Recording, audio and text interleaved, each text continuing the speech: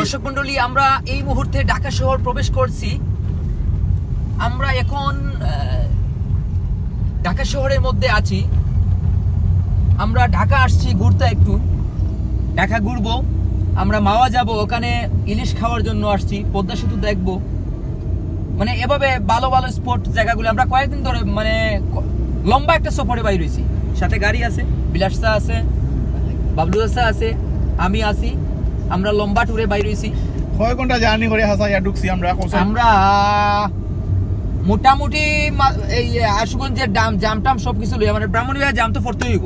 এই জামটাম লইয়া মনে করিলাম 11 ঘন্টা টোটাল হয়ে গেছে সকাল থেকে। মানে এত লম্বা জামও আসলাম আর মানে না গাড়ি টান মারছিলাম আমরা সিলেট থেকে এখন পর্যন্ত হয়তো বিলাস পরিবহনের গাড়ি মহাখালী থেকে বাইরে যাইতেছে। এই দেখেন, মহাখালী থেকে বিলাস পরিবহনের গাড়িটা সিলেটের উদ্দেশ্যে রওনা দিয়েছে। দর্শক আমাদের জন্য দোয়া করবেন। আমরা আসছি, তারপরে আমরা নেক্সট ট্যুর হবে কুষ্টিয়া যাব লালন সাথে। তারপরে ওখান থেকে আমরা চট্টগ্রাম তো কক্সবাজার, মানে একটা করে মানে কয়েকটা দিনের জন্য আমরা বাইরে হইছি। তো ভালো থাকবেন সবাই, দেখা হবে